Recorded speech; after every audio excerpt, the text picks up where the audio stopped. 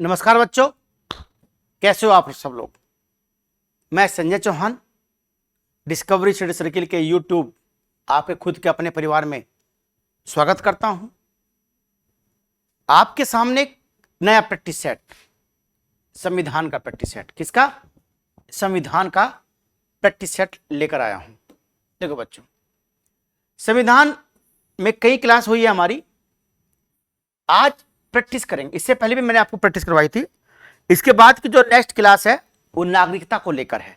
भाग 2 नागरिकता। भाग 2 एक ऐसा भाग है जिसको बच्चे कम पढ़ते हैं। उसको पूरी डिटेल के साथ मैं आपको बताऊंगा कि नागरिकता क्या होती है, किसे नागरिकता कैसे मिलती है, नागरिकता क्यों दी जाती है, कितने प्रकार से मिलती है, कैसे नागरिकता समाप्त हो सकती है। सारी बातों पर चर्चा करूंगा नेक्स्ट वीडियो में। पर आज जो है हम संविधान के लगभग 20 क्वेश्चन ऐसे क्वेश्चन करेंगे जिससे मैं आपका लगभग पूरा संविधान कवर कर दूंगा। देखिए, आप 20 क्वेश्चनों में पूरा संविधान कवर करने का प्रयास करूंगा। कैसे? जुड़े रहिए और देखते रहिए। संविधान में जो मैं आपको बता रहा हूं बच्चों, जो बोर्ड पे बताता हूं, जो क्वेश्चन है इंपोर्टेंट, वो क्वेश्चन नहीं होते। इंपोर्टेंट होता है जो उसकी व्याख्या होती है।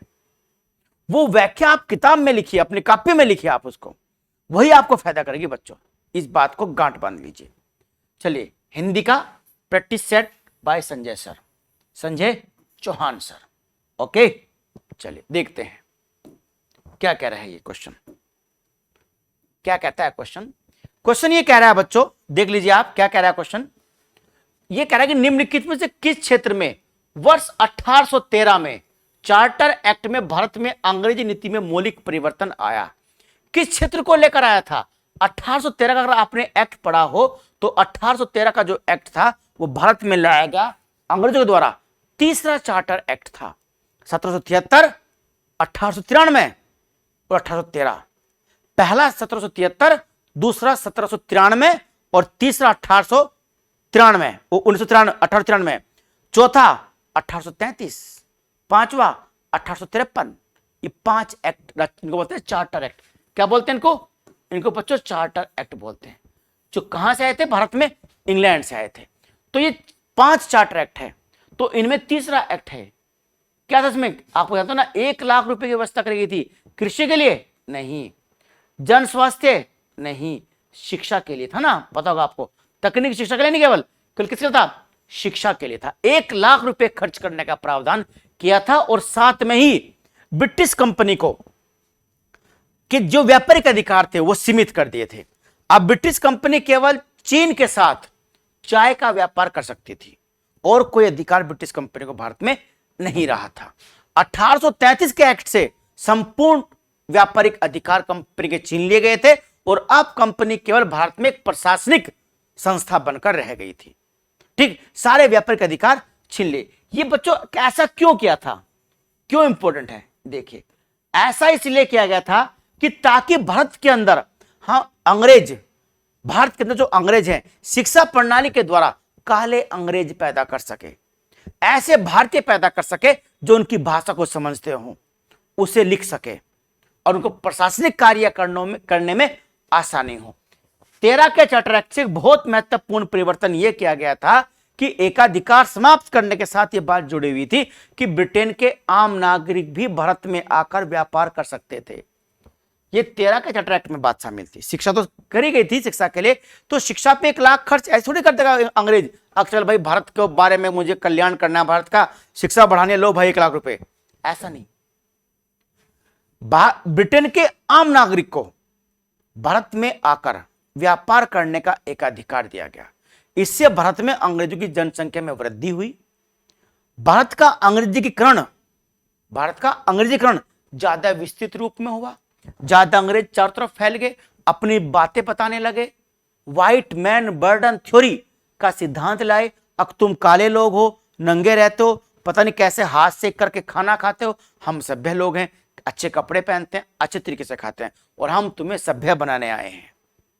ये सब बातें इस 1 लाख के पीछे छुपी हुई थी, इस शिक्षा के पीछे छुपी हुई थी, जो शिक्षा लाई गई थी। ठीक है, चलिए नेक्स्ट क्वेश्चन देखिए। यूनाइटेड किंगडम की संसद में कौन सा अधिनियम बच्चों ऐसा है कि संसद में कौन सा कौन से अधिनियम के बारे में कहा जाता है कि वो भारत में उदार तानाशाही और जिम्मेदार सरकार की उत्पत्ति के अंत को दर्शाता है? उदार तानाशाही और जिम्मेदार सरकार की उत्पत्ति के अंत को दर्शाता है। उदार तानाशाही जिम्मेदार सरकार की उत्पत्ति के बारे में दर्शाता है। कौन बच्चों, कौन सा ऐसा एक्ट है जो ये करता है? क्या 1935 का अधिनियम है? जांच करिए क्या था इसमें। ये था क्या? जांच करिए। ये था क्या? जांच करते हैं चारों की। उदार तानाशाही और जिम्मेदार सरकार की उत्पत्ति के अंत को दर्शाता है। भारत सरकार अधिनियम 1935। ये बताइए कौन सा नहीं हो सकता? ये तो नहीं हो सकता ना, ये तो जिम्मेदार सरकार का मतलब ही नहीं था कुछ, है ना। 1919, 1935, 1915 भारत का अधिनियम 1915 नहीं बच्चों, ये भारत सरकार अधिनियम 1935, ये 1919, ये 1909 का है, ये 1909 का है, ये है 1909 का, क्योंकि 15 में तो कोई अधिनियम आया नहीं था भारत में। तो कौन सा है वो? 1935 है कि 19 है? उदार तानाशाही और जिम्मेदार सरकार की उत्पत्ति। जिम्मेदार सरकार किस में आई सबसे पहले? जिम्मेदार सरकार ये 1919 के एक्ट में आई थी। सुना आपने? स्वशासन और किसकी बात थी? स्वशासन के साथ साथ एक बात होती, अगर आपको याद हो 1919 का अधिनियम, तो उसमें आई थी उत्तरदायी सरकार। उत्तरदायी सरकार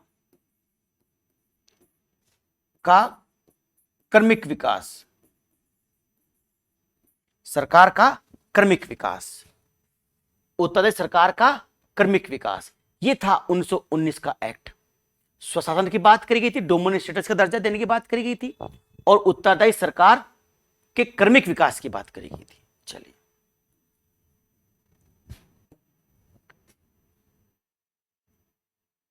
संविधान सभा में किस देशी रियासत के प्रतिनिधि ने भाग नहीं लिया?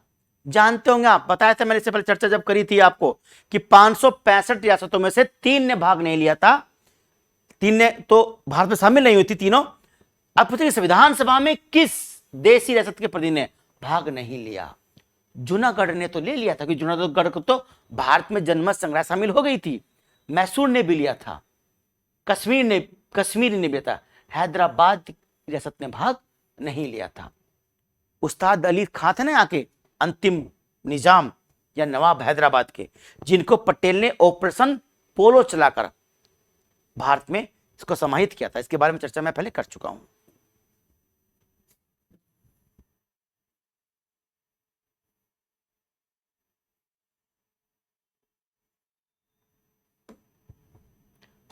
भारतीय संविधान सभा का निर्माण किस सभा द्वारा हुआ? लोकसभा द्वारा नहीं, राज्यसभा द्वारा नहीं, संविधान सभा द्वारा ही तो हुआ है। लोकसभा को तो बोलते हैं बच्चों निम्न सदन। क्या बोलते हैं? निम्न सदन, लोकप्रिय सदन। इसका चुनाव प्रत्यक्ष होता है। इसके सदस्यों को मेंबर ऑफ पार्लियामेंट कहते हैं, जिनकी न्यूनतम आयु चुनाव लड़ने की 25 वर्ष होती है। और लोकसभा एक अस्थायी सदन है, इसमें अधिकतम 552 सदस्य, कितने? 552 सदस्य हो सकते हैं। 2 सदस्य इसमें से हटा दिए गए। लेकिन ध्यान रखना बच्चों, अभी भी 552 ही लगाना आपको, 550 अपनी तरफ से नहीं जोड़ देना है। ये क्वेश्चन पैट में आया था और आंसर ये दिया गया था। कारण क्या है कि 552 तो अधिकतम सदस्य हो सकते हैं, 552 अधिकतम सदस्य हो सकते हैं, लेकिन वर्तमान में कितने सदस्य हैं? वर्तमान में 543 सदस्य हैं, जिनका प्रत्यक्ष चुनाव होता है। 2 मेंबर थे एंग्लो इंडियंस, आंग्ल भारतीय, जिनको सरकार ने अभी एक बिल पारित किया था 2020 में। वो बिल पारित करने के बाद लोकसभा में SC ST का आरक्षण तो 10 साल के लिए बढ़ा दिया, लेकिन उसमें एंग्लो इंडियंस का नाम नहीं रखा। जब उसमें एंग्लो इंडियंस का नाम नहीं रखा तो बच्चों ने क्या समझा? अग 2 यहां कम हो गए, 550 हो गए जी, अपनी तरफ से जोड़ दिया। अरे ऐसा नहीं होता है, यह संख्या 552 दी हुई है, ये अधिकतम हो सकते हैं, इससे अधिक नहीं हो सकते हैं। ये है तो है कितने वास्तव में? 545। तो वो 2 यही तो घटेंगे बढ़ेंगे। अगर आप यहां कराते बढ़ा दोगे मान लिया हम कहें कि भाई अधिकतम 10 लोग आ सकते हैं, कितना सकते हैं हमारे, हम कहें भाई हमारे कमरे में अधिकतम 10 लोग आओ। अब हमने कर रखा 8 लोग आने का प्रावधान, 8 लोग आते हैं, 2 खाली छोड़ रखी है अभी सीटें, हमारे यहां 10 सीटें हैं भाई, अधिकतम 8 लोग आते हैं। अब उन 8 में हमने कहा कि भाई 2 महिलाएं होंगी, 2 क्या होंगी, महिलाएं, तो 6 और 2 8 होगी। अब हमने कुछ समय बाद क्या कह दिया, अक नहीं भाई महिलाएं नहीं होंगी, महिलाएं नहीं होंगी, अब केवल पुरुष आएंगे, केवल हम पुरुष को पढ़ाएंगे, महिलाओं को नहीं पढ़ाएंगे। ये मैं तो ऐसी उदाहरण दे रहा हूं, ऐसी बात नहीं है। तो जब ये 6 + 2 हो गया तो 2 तो हट गए ना, तो 6 तो बचे, तो अधिकतम तो 10 के 10 ही रहेंगे। कितने रहेंगे अधिकतम, 10 के 10 ही तो अधिकतम रहेंगे। तो यही तो हमने इन 543 जो 545 थे ना, पहले 545 थे, बस वो 543 हो गए, यहां थोड़ी फर्क पड़ा। तो अधिकतम 552 ही हो सकते हैं। है कितने समय पूरी संसद में, संसद में इस समय संसद क्या कह रहा, उसमें हमारी लोकसभा में इस समय 543 का चुनाव होता है। 2 एंग्लो इंडियंस थे। एंग्लो इंडियंस किसको बोलते हैं, आंग्ल भारतीय बहुत लोग नहीं जानते, गलत जानते हैं। आंग्ल भारतीय बच्चों हर वो व्यक्ति है जो इसके वंशज यूरोप के थे, अंग्रेज नहीं, जिनके वंशज यूरोप के थे उन सबको हम एंग्लो इंडियंस कहते हैं। क्या कहते हैं, एंग्लो इंडियंस। तो आंग्ल भारतीय वो लोग हैं। तो अब इनका प्रावधान नहीं रहा, क्योंकि ये प्रावधान जो था राष्ट्रपति के अधिकार में था, और राष्ट्रपति को यह अधिकार था कि यदि भारत की लोकसभा में एंग्लो इंडियंस का पर्याप्त प्रतिनिधित्व नहीं है, पर्याप्त प्रतिनिधित्व नहीं है, तो राष्ट्रपति अपनी तरफ से 2 सदस्यों को मनोनीत कर सकता था। अब जब 543 से पहले जीतकर पहुंच रहे चुनाव, 3-4 लोग एंग्लो इंडियंस जब चुनाव जीतकर पहुंच गए पहले से, तो 2 अतिरिक्त की आवश्यकता क्या रहेगी, इसलिए बीजेपी सरकार ने उनको हटा दिया है, ठीक ना। तो 552 सदस्य अधिकतम है। और ये 1971 की जनगणना के उसके हिसाब से आप तो ध्यान रखेगा, आप 1971 की जनगणना के हिसाब से है, 1971 की जो जनगणना थी उसके हिसाब से 552 है, कि 2001 में जब ये सीटें बढ़नी थी तो 2026 तक के लिए टाल दिया गया इस चीज को। तो अब 2026 तक इतनी सीटें रहेंगी। जब 2031 में नई जनगणना होगी, तो 31 के बाद जब जनगणना के आंकड़े आएंगे तो तब जाके सीटें बढ़ सकती हैं या कहीं घट सकती हैं। तो संविधान सभा का निर्माण किसने किया था, संविधान सभा ने किया था। इसके बारे में मैं आप डिटेल बता चुका हूं, लोकसभा में बताया था बहुत कुछ। इसमें अधिकतम सदस्य कितने हो सकते हैं, 250 हो सकते हैं। 245 मेंबर इसमें फिलहाल हैं, 245 मेंबर। इसके सदस्यों का चुनाव राज्यसभा के सदस्य करते हैं अप्रत्यक्ष विधि से और खुले मतदान द्वारा। ध्यान रखना, इसमें गोपनीय मतदान नहीं होता, ये खुला मतदान होता है, ताकि यह पता रहे कि आपका विधायक किसको वोट दे रहा है। ठीक, बाकी डिटेल पढ़ेंगे संसद के समय।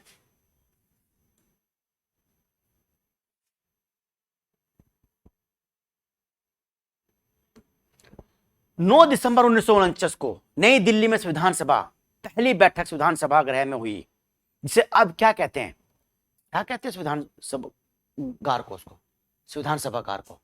संसद भवन का केंद्रीय कक्ष, लोकसभा कक्ष, राज्यसभा कक्ष या पुस्तकालय भवन। संसद भवन का केंद्रीय कक्ष, कितनी बार मैंने बोला अपनी वीडियो में कि संसद भवन के केंद्रीय कक्ष में पहली बैठक, दूसरी बैठक, तीसरी बैठक हुई, तो केंद्रीय कक्ष में हुई थी। कहां हुई थी, केंद्रीय कक्ष में। अच्छा, संविधान सभा का अंतिम सत्र कब आयोजित किया गया। एक्चुअली अंतिम सत्र की जो बात हम करते हैं वो इसमें 2 चीजें आती हैं। कुछ व्यक्ति तो मानते हैं अंतिम सत्र जो था ना, दूसरा सत्र, वो ये था, कौन सा, 26 नवंबर वाला। ये 26 नवंबर 1949 को तीसरा सत्र था, ये तीसरा सत्र था। कौन सा, तीसरा सत्र, 26 नवंबर 19 को ये अंतिम सत्र था, जो 14 नवंबर को शुरू हुआ था और 1949 को ये खत्म हुआ था, 26 नवंबर को। इसीलिए 26 नवंबर को संविधान दिवस मनाते हैं। पहले विधि दिवस मनाते थे, अब संविधान दिवस मनाते हैं।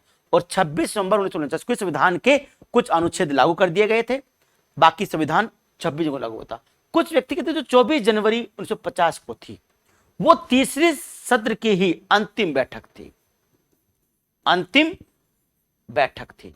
जो अंतिम बैठक थी बच्चों, वो 141वीं बैठक थी, 141, 141वीं। अगर उससे कोई बैठक नहीं मानता तो 140 बैठक होगी, तो 141 बैठक हुई है। कुछ कहते हैं कि जो सत्र था वो वास्तव में जो ये था ना 24 जनवरी को हुआ था, ये एक सत्र था, लेकिन आपको ध्यान रखना है एग्जाम में यही लगाना है 26 नवंबर 1949 को। क्या था ये? अच्छा हाँ, चर्चा कर रहा हूं अभी।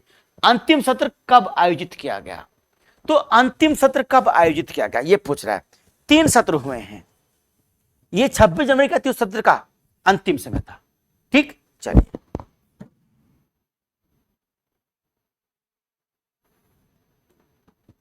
भारत का गणतंत्र के रूप में कब जन्म हुआ? गणतंत्र का मतलब क्या होता है? किसे बोलते हैं गणतंत्र? गणतंत्र का मतलब क्या है? गणतंत्र आप जानते हैं, जिस देश का मुखिया जनता द्वारा प्रत्यक्ष या अप्रत्यक्ष चुना जाता हो। हमने ये अवधारणा कहां से ली बच्चों? ये हमने गणतंत्र ना फ्रांस से लिया। कहां से लिया? फ्रांस से। जबकि ब्रिटेन का संविधान, ब्रिटेन ने हमारे यहां संविधान का विकास किया, उनके यहां राजतंत्र है, हमने क्या बनाया? गणतंत्र। 26 जनवरी 1950 को तक सिराज गोपालाचार्य भारत के वायसराय थे। सिराज गोपालाचारी वो भारत के अंतिम, स्वतंत्र भारत के अंतिम वायसराय और पहले भारतीय वायसराय थे। 26 जनवरी 1950 को जब वो वायसराय बनाए गए थे तो उनकी नियुक्ति हमने नहीं करी थी, ब्रिटिश सम्राट ने करी थी। तो सम्राट के अंडर में थे वो, यानी तब तक भी हम संप्रभु राष्ट्र नहीं थे, हम एक प्रकार से राजतंत्र के तहत ही चल रहे थे।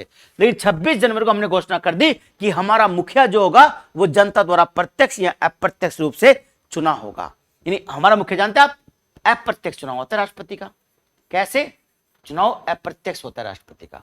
तो अप्रत्यक्ष चुनाव होता है, लेकिन जनता की तो भागीदारी है कि नहीं है अप्रत्यक्ष रूप से, सही, तो उसे बोलते हैं गणतंत्र, गणों का तंत्र, गणों का तंत्र। भारत का संविधान के समय इनमें से किस अनुच्छेद कितनी वो थी, अनुसूचियां थी? सब कोई, कितना हलवा क्वेश्चन है। अनुच्छेद, अनुसूचियां कितनी थी सभी लोग जानते हैं। 395 अनुच्छेद और 8 अनुसूचियां थी। आज कितनी अनुसूचियां? 12 अनुसूचियां हैं और लगभग 467 से ऊपर अनुच्छेद हो चुके हैं।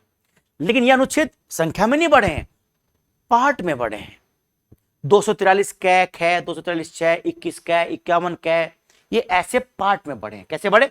पार्ट में। 12 अनुसूचियां हैं बस। आप पहली अनुसूची कब जोड़ी गई थी? 9वीं अनुसूची 1951 में, प्रथम संविधान संशोधन के द्वारा 1951।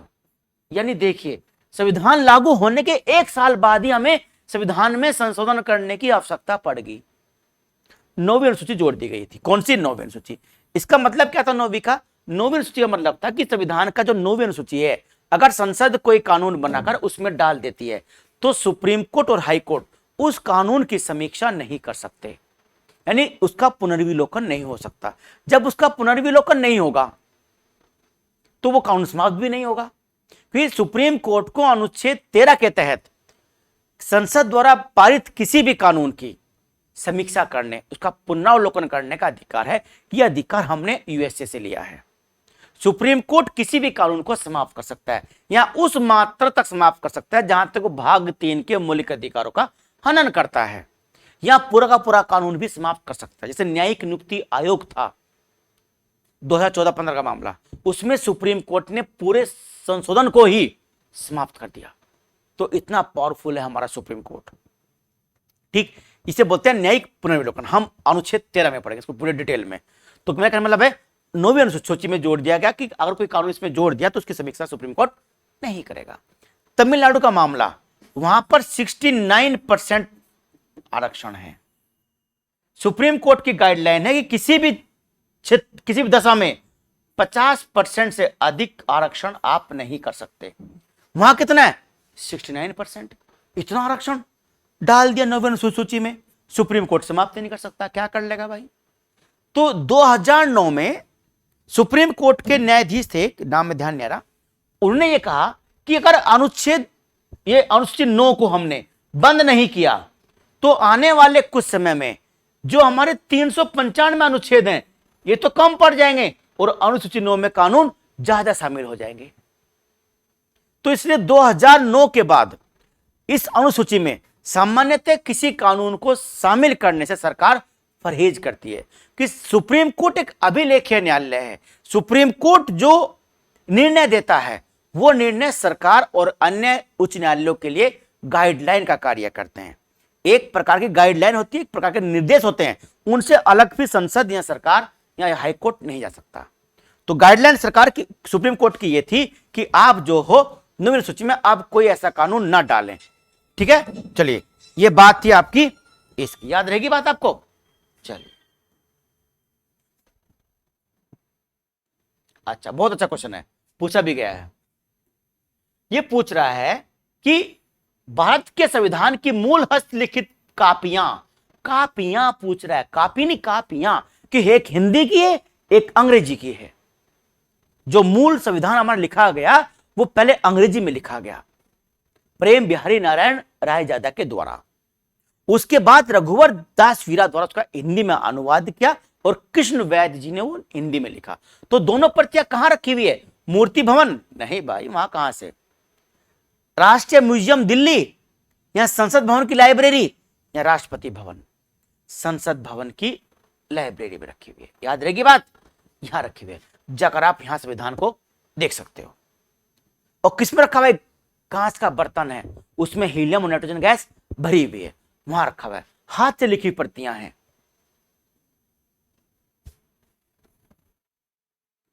अच्छा, ये क्वेश्चन आ गया, देखो, भारत का मूल संविधान किसके द्वारा लिखा गया? हाथ से, प्रेम बिहारी नारायण रायजादा। इनके बारे में जानते होंगे आप, प्रेम बिहारी के बारे में, इन्होंने कोई पारितोषिक नहीं लिया था और इटालियन स्टाइल में हमारा संविधान लिखा है। किसमें? इटालियन में। प्रेम बिहारी नारायण रायजादा। नंदलाल बोस ने उसका चित्रांकन किया। एक मनोहर सिंह सिन्हा हुए, मनोहर सिंह सिन्हा, उन्होंने भी इसका जो है चित्रांकन किया है। जो बाहरी प्रारूप है हिंदी का वो नंदलाल बोस ने बनाया है, जो कि कहां के थे? शांति निकेतन। ठीक है, चलिए आगे देखते हैं। भारत के संविधान की संघ समिति के अध्यक्ष कौन थे? देखो बच्चों, मैंने आपको बताया था, हमारा संविधान जो लिखा, जो उसके बारे में बताया है, वो बहुत सारी समितियां बनी थी। उन समितियों के अध्यक्ष मैंने आपको बताए थे यहां पर पहले, इससे पहले वीडियो में। किसका अध्यक्ष कौन था? मेन अध्यक्ष तो आप जानते हो, लेकिन राजभाषा समिति, अल्पसंख्यक उप समिति, जनजातीय उत्तर पूर्व समिति, बताइए कौन अध्यक्ष थे? यही तो पूछेगा। वो नहीं पूछेगा मौलिक अधिकार समिति के अध्यक्ष कौन थे, नहीं पूछेगा झंडा समिति के अध्यक्ष कौन थे, नहीं पूछेगा ये संघ समिति। जानते हैं कौन थे? ये थे जवाहरलाल नेहरू। नो पूछेगा राजभाषा समिति के अध्यक्ष कौन थे, उत्तर पूर्वी जनजातीय समिति के अध्यक्ष कौन थे, अल्पसंख्यक उप समिति के अध्यक्ष कौन थे, मौलिक अधिकार उप समिति के अध्यक्ष कौन थे, ये पूछेगा। अब क्या अब पता नहीं यार कहां से क्वेश्चन आ गया, स्टैटिक जी के आगे जीएस पल्ले नहीं पढ़ रही। अरे जब पढ़ोगे नहीं तो पल्ले कहां से पड़ेगी? ठीक है, चलिए, वो मैंने अपनी पहली वीडियो में सब बता रखा है, दोबारा नहीं बताऊंगा। आप जाइए प्लेलिस्ट में, सारी वीडियो पड़ी हुई है, सारी वीडियो शुरू से देखिए, आपके बहुत सारे कंसेप्ट क्लियर होते चले जाएंगे। संघ समिति में बताया आपको कौन थे? जवाहरलाल नेहरू थे। राजेंद्र प्रसाद संविधान सभा के अध्यक्ष थे। जेबी कृपलानी कौन थे? संविधान सभा के सदस्य थे। वल्लभ भाई पटेल के बारे में आप जानते हैं? इनके बारे में आप जानते हैं? ये देखिए, संविधान में कानून बनाने की निर्धारण प्रक्रिया काफी हद तक किस संविधान से प्रभावित है? देखो, कानून बनाने की प्रक्रिया, कानून बनाने के निर्धारण की प्रक्रिया काफी हद तक किस संविधान द्वारा प्रभावित है? कानून बनाने की प्रक्रिया कहां तक प्रभावित है? ना, ये साउथ अफ्रीका है बच्चों, दक्षिणी अफ्रीका। संविधान संशोधन की प्रक्रिया और जो संविधान निर्माण की जो हमारी प्रक्रिया है वो हमारी कहां की है? दक्षिणी अफ्रीका की। भारत के संविधान में कौन सा भाग रूस से लिया गया है या लिए गए हैं? मौलिक अधिकार कहां से लिए? यूएसए से लिए। ये कहां से लिए? रूस से लिए। पंचवर्षीय योजना भी कहां से ली? रूस से ली। ये भी रसिया से, ये भी रसिया से। ए और से, ये आंसर हो गया, ये दोनों हमने लिए। पंचवर्षीय योजनाओं का जनक कौन है? Pandit Jawaharlal Nehru, the father of 5 year plan. पंचवर्षीय योजना का जनक कौन है? पंडित नेहरू है। उन्होंने सोवियत संघ से इन योजनाओं को ग्रहण किया था और भारत में लागू किया था। 11वीं पंचवर्षीय योजना भारत की अंतिम योजना थी, जो 2017 में समाप्त हो गई है। कौन सी योजना थी बच्चों? 11वीं पंचवर्षीय योजना भारत की अंतिम योजना थी, 2017 में जो समाप्त हो गई है। अब योजना आयोग की तरह के स्थान पर नीति आयोग लाया गया है। पहले जो योजना आयोग था और एनडीसी, नेशनल राष्ट्रीय विकास परिषद, योजना आयोग पंचवर्षीय योजनाएं बनाता था, एनडीसी उसको अनुमति देती थी, तब वो लागू होती थी। तो योजना आयोग ने कुल मिला के 12 पंचवर्षीय योजनाएं बनाई थी और लगभग 3 और 2 5 और 2 7 पंचवर्षीय योजनाओं के साथ साथ उन्होंने एक वर्षीय योजनाएं भी बनाई थी। कि भारतीय पंचवर्षीय योजनाओं के काल में 3 अवकाश हुए हैं, जिन्हें हम योजना अवकाश या प्लान हॉलीडे कहते हैं। 3 बार हुआ है, एक 66 से 69 हुआ है, एक 77 से 79 हुआ है, एक 1990 और 91 का है। 3 को बोलते हैं प्लान हॉलीडे। क्या बोलते हैं? प्लान हॉलीडे या योजना अवकाश कहते हैं। उसमें एक वर्षीय योजना चली थी कि भारत की स्थिति उसमें कई जगह कई बार खराब हुई है, तो पंचवर्षीय योजनाएं 11 लगी, 11 लागू, कितनी? 12 यानी 12 उल्टा बोल दिया, सॉरी इसके बात के लिए। 12वीं योजना, 12वीं पंचवर्षीय योजना 2012 से 2017 तक थी, 5 साल के लिए 12वीं योजना। इसका उद्देश्य क्या था? समता,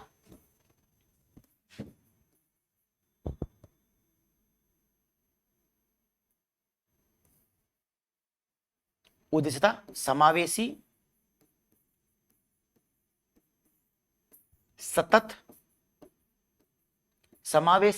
सतत और तीव्र विकास।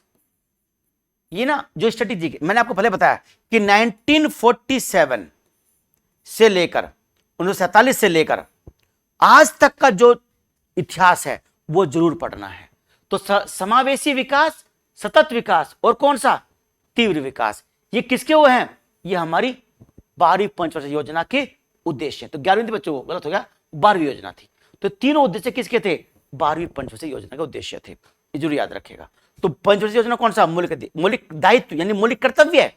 दायित्व मतलब कर्तव्य है, उससे लिए गए। ठीक।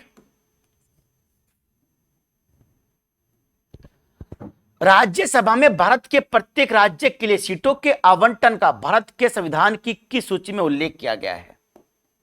किस सूची में उल्लेख किया गया है? राज्यसभा में भारत के प्रत्येक राज्य के लिए सीट के आवंटन का भारत के संविधान की किस सूची में है?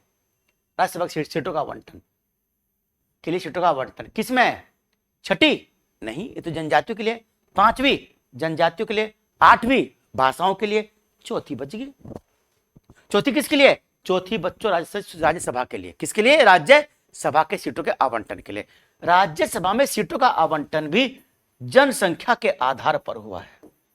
किस पर हुआ? जनसंख्या के आधार पर। और कौन सी जनसंख्या? 1971 वाली जनसंख्या के आधार पर सीटों का आवंटन किया गया। ध्यान रखिएगा बच्चों, राज्यसभा में भी किस राज्य में कितनी जनसंख्या उसके हिसाब से आवंटन किया है। जबकि यूएसए का जो सीनेट है, क्या है? सीनेट, जो वहां का सीनेट है यूएसए का, उस सीनेट में ये आधार नहीं है।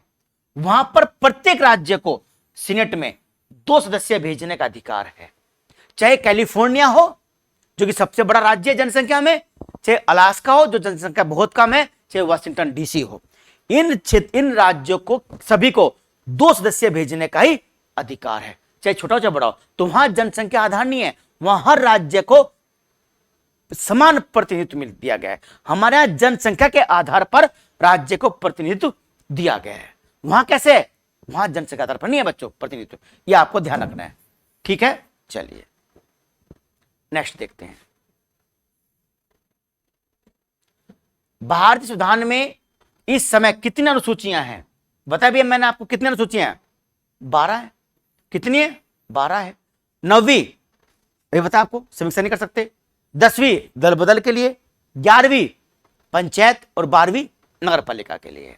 तो 12वीं अनुसूची है।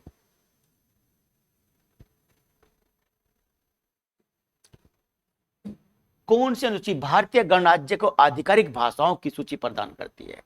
संविधान की कौन सी ऐसी अनुसूची है जो भारतीय गणराज्य की आधिकारिक भाषाओं की सूची प्रदान करती है?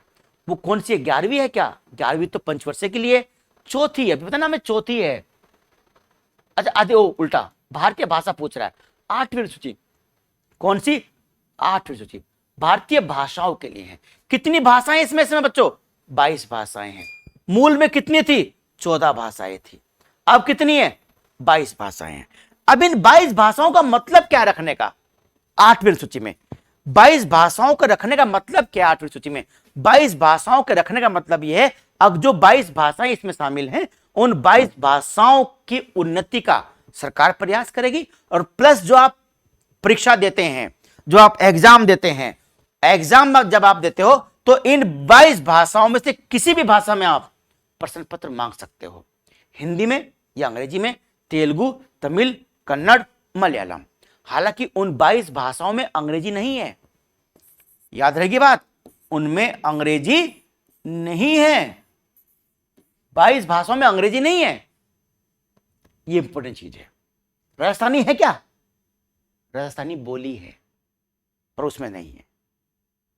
ठीक, चलिए खैर, तो अंग्रेजी उसमें नहीं है, अंग्रेजी उसमें नहीं है, ये याद रखने आपको। ठीक, अब इसका मतलब क्या हुआ? इसका मतलब ये हुआ कि 22 भाषाओं में आप अपना प्रश्न पत्र मांग सकते हैं। यूपीएससी में इन 22 भाषाओं में से कोई भाषा लेकर आप एग्जाम दे सकते हैं। ये है प्रावधान इन 22 भाषाओं का। चलिए अच्छा नेक्स्ट देखते हैं। तो गलत क्वेश्चन दे रखा था। संविधान के अनुसार भारत का राष्ट्रीय भाषा क्या है? हिंदी या अंग्रेजी या दोनों या कोई नहीं?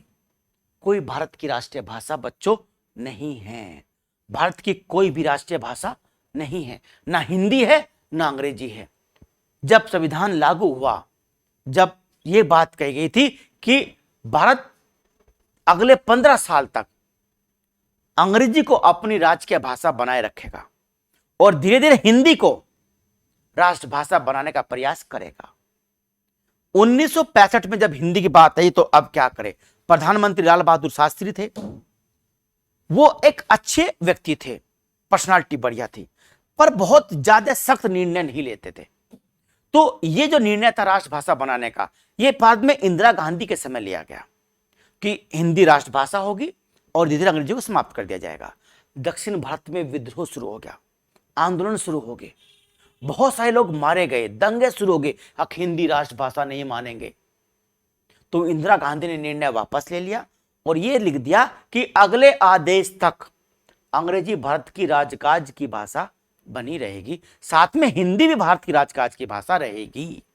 राष्ट्रभाषा नहीं है हिंदी। राष्ट्रभाषा सबसे पहले किसने कहा था हिंदी राष्ट्रभाषा बनना चाहिए? दयानंद सरस्वती ने सबसे पहले कहा था।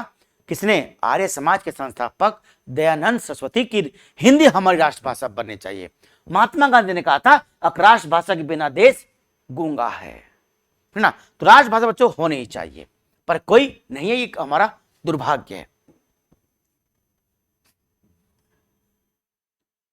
देखो निम्नलिखित से संविधान की कुंजी किसे कहा गया है? संविधान की कुंजी किसे कहा गया? अगर केवल कुंजी आता है तो आप कहोगे उद्देशिका को। मौलिक अधिकार तो है नहीं ना कुंजी, वो तो आत्मा है जो संवैधानिक उपचारों का अधिकार है।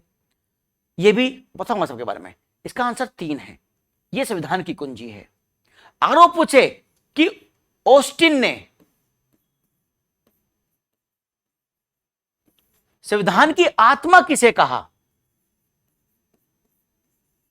आत्मा किसे कहा? संविधान की आत्मा किसे कहा? तो बच्चों वह है डीपीएसपी। डीपीएसपी दिशा वो नीति निर्देशक तत्व, ये है ऑस्टिन वाली बात। Directive principle for state policy, ये है, ये ऑस्टिन ने आत्मा कहा था। जो हमारा संविधान की जो कुंजी है उद्देशिका, ये किसने कहा था आप जानते हैं? बेरूबाड़ी बनाम भारत संघ के मामले में। बेरूबाड़ी बनाम भारत संघ के मामले में ये कहा था कि जो कुंजी है ये वास्तव में संविधान सभा के लोगों के मस्तिष्क की कुंजी है। जो हमारे ना उद्देशिका जो प्रस्तावना है, क्या बोलते हैं इसको बच्चों? यही तो प्रस्तावना है, कि जो प्रस्तावना है ना ये हमारी संविधान की कुंजी है। कहा कि प्रस्तावना संविधान का अंग तो नहीं है। बेरूबाड़ी में यही तो कहा था कि अंग नहीं है, पर संविधान सभा के सदस्यों की मस्तिष्क की कुंजी है। तो कुंजी उद्देश्य को कहा गया था। किसको? उद्देश्य को। किसने कहा था? बेरूबाड़ी बनाम भारत संघ का मामला 1960 का है। बाद में उसने कहा था कि अंग नहीं है। अंग किसने कहा बाद में? केशवानंद भारती बनाम भारत संघ के मामले में। मौलिक अधिकार का जो अनुच्छेद 32 है, अनुच्छेद 32 को बोलते हैं संवैधानिक उपचारों का अधिकार। बी आर अम्बेडकर ने इसे संविधान का हृदय और संविधान की आत्मा कहा। अगर यह पूछता है कभी कि संविधान की कुंजी, संविधान की आत्मा क्या है, तो वो केवल उद्देशिका है। अगर यह पूछे बी आर अम्बेडकर ने किसे कहा, तो अनुच्छेद 32 है, ठीक है। और ये पूछे डीपीएसपी को किसने कुंजी कहा या आत्मा कहा, किसने, ऑस्टिन ने कहा। किसने कहा, ऑस्टिन ने कहा था। यह आपको ध्यान रखना है, ठीक। जन्मपत्री किसने कहा था हमारी प्रस्तावना को, राजनीतिक जन्मपत्री के एम मुंशी। के एम मुंशी ने क्या कहा था कि यह भारत की राजनीतिक जन्मपत्री है। और पालकी वाला ने क्या कहा था, मैंने प्रस्तावना पे बनाई हुई है दोनों वीडियो, बहुत अच्छी वीडियो प्रस्तावना की, वो आप पढ़िए। एम पालकी वाला कौन थे और उन्होंने संविधान के बारे में क्या कहा था, ठीक है बच्चों। प्ले लिस्ट पूरी पड़ी है, उसमें सारी वीडियो पड़ी हुई है। नेक्स्ट जो क्लास होगी वो नागरिकता को लेकर होगी, भाग 2 को लेकर होगी और एक प्रैक्टिस सेट को लेकर होगी। अब जो हम प्रैक्टिस सेट चला रहे हैं, चलाएंगे 1-2 दिन कल से, एनटीपीसी ग्रुप डी स्पेशल चलाएंगे, ठीक। चलिए बच्चों, जो नए हैं वो सब्सक्राइब जरूर कर लें, ठीक है। तब तक के लिए जय हिंद, जय भारत।